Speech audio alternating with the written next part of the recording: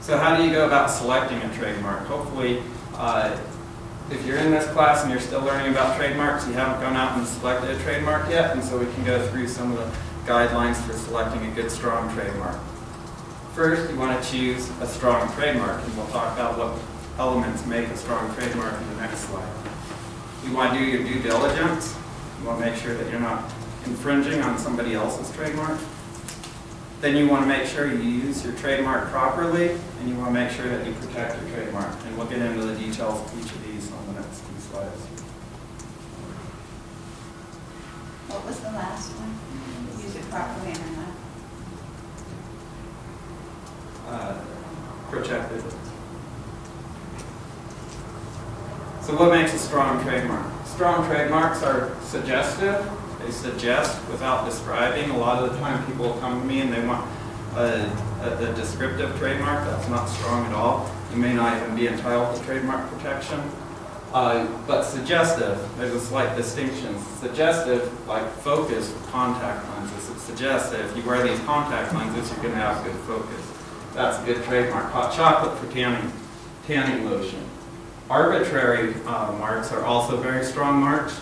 That's where you have real words, but they're applied to different things. An example is Red Bull for energy drink. Obviously, Red Bull, those are real words, but it's not describing your product at all. It's an energy drink. It's not a bull and it's not red. Apple for computers. There's Apple is a real word, but it's not used for computers, so it's arbitrarily applied, so that makes it a strong mark.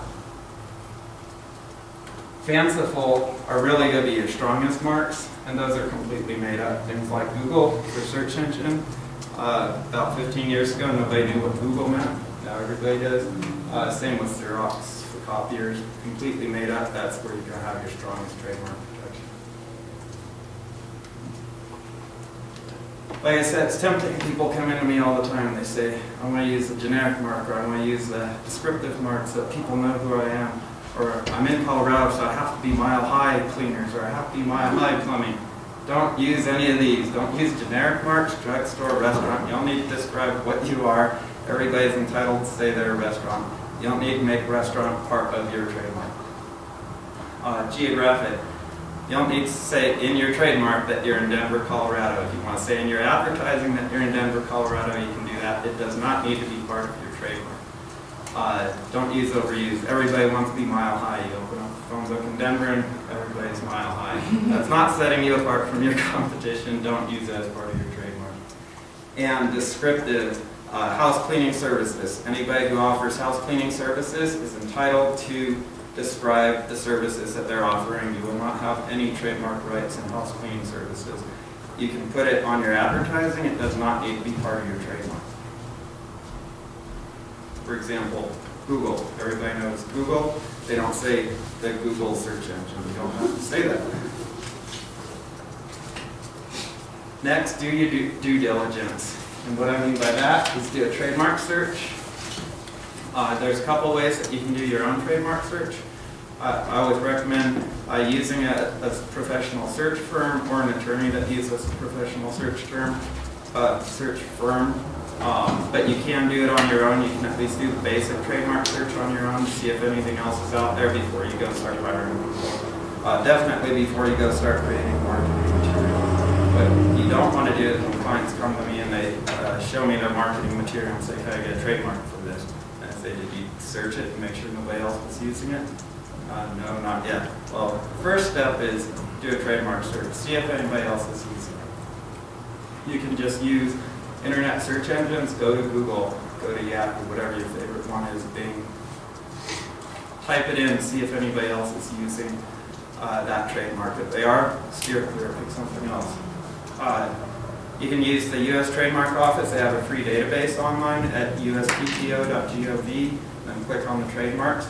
It's a little complicated to use, but if you have the time, you can figure it out, see who else has federally registered their trademarks. And then state databases. A lot of those are online too. If not, you can go down to the Secretary of State's office and ask them to look.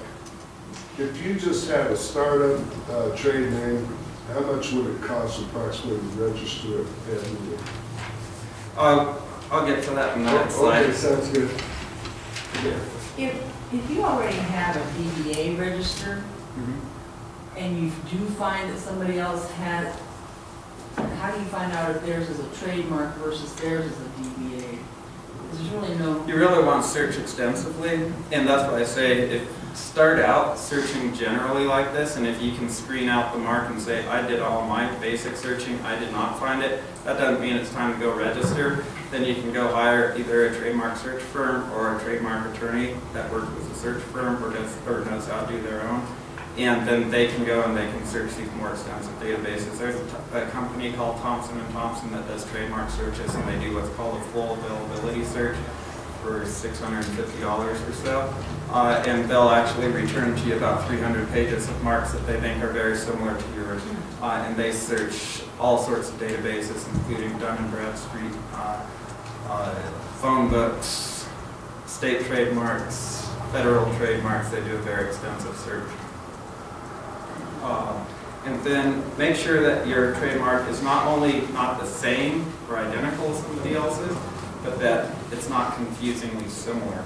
And it's easy to spot a mark if you just change out, for example, instead of tricks, you put spelled out T-R-I-C-K-S, you say T-R-I-X. Well, that's still going to be confusingly similar because when it's spoken, people hear it, it sounds the same as somebody else's that's spelled differently.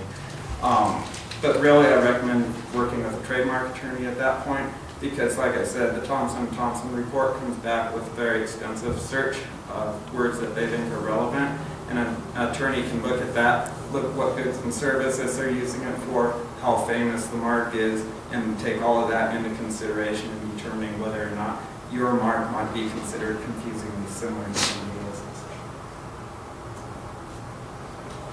So when you're doing a business plan, would you incorporate that $650 from the get-go?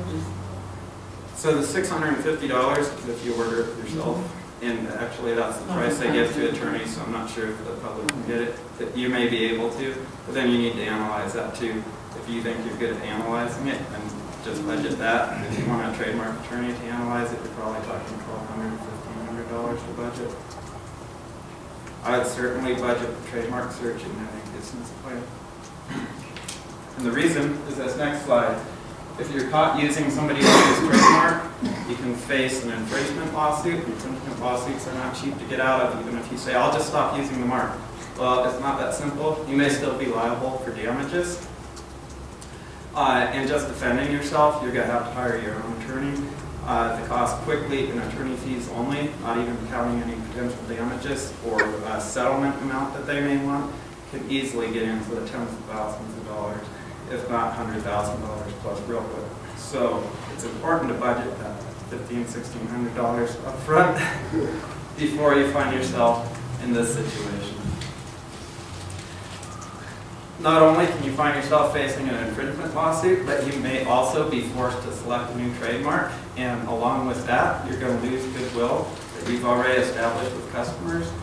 In other words, customers have already started to know that you offer vitamin water zero, whatever your product is, and they're starting to recognize your product with your brand. If all of a sudden you have to strip this brand off and put a new brand on, they aren't necessarily going to recognize it. You just lost all that goodwill you established. I have a question. When it comes to services versus like a product, and I guess I'm not unclear in terms of the name that you're registering versus like the trademark. You mean the business name? Yeah. So I have Trenner Law Firm, LLC. That's not my trademark. That's just a business. What would be your trademark? I use iPatent Attorney as a trademark Okay. for my services. I'm not sure how good of a trademark it is because patent attorney is pretty descriptive of the services I offer. I'm not really into trying to brand myself, but I do have a business name and I have some websites under iPatent Attorney. iPatentAttorney.org is my blog. So you can have both, but you don't necessarily have to. I mean, It all depends how you want to market yourself. You can just market yourself under your business name. But if you do, then you're also going to want to be careful that your business name doesn't infringe on somebody else's trademark, because if you start using it to identify your services, then you may be said to be using it